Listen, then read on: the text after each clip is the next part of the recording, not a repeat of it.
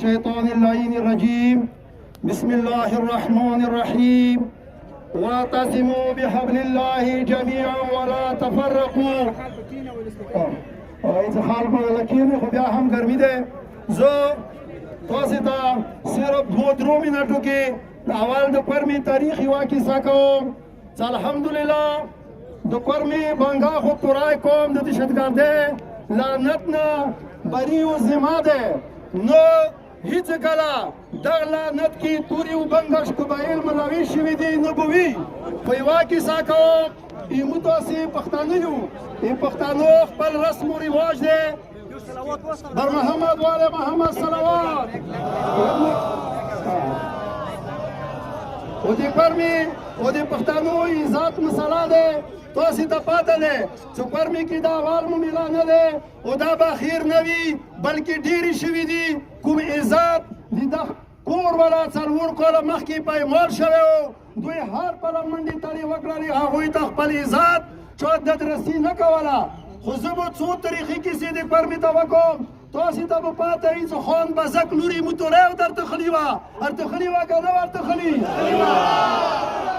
هغه چا په زور بوتلله، حکومت بوتلله په زور.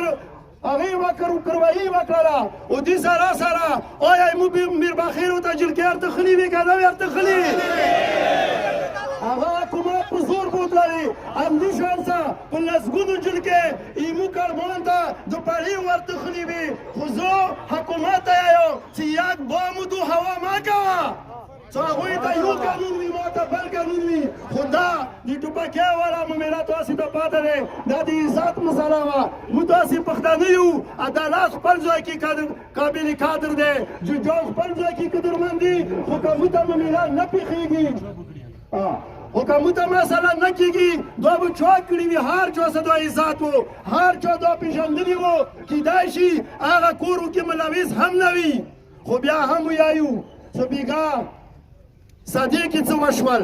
مو حکومت ته بار بار ویلي دي بار مو ویلي دي چې مو پر امن قوم یو.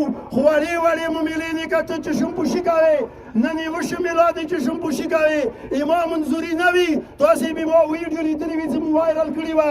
مو لاړ وو پکې وړې ته لاړ وو مرغي چینې ته لاړ وو. زه قسم درته کوم اوس لاړ شو چې په شلونو کورونه ورکې دي پردیس ځمکې کې شروع دي. و دې سره سره زه دغو قومو ته یم چې اخر څه رقم قومونه یو. ځمکه یې ما دی جنګېږي خپله ته په جنګېږي. یاد وساته ما یوه ذمه دار ځای کې زه د تحریک نماینده جیوسي صاحب سره مو ویلي دي چې که چیرې موږ سره توپک نه وي موږ سره یو چاقو ویلي نه وي موږ خپل حق نه پرېږدو.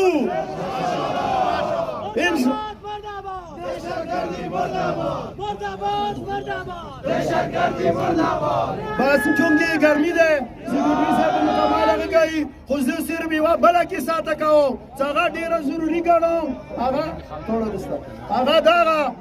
هغه دغه سوچ کوئ بیګا مو میاں والی والا ملګري وو.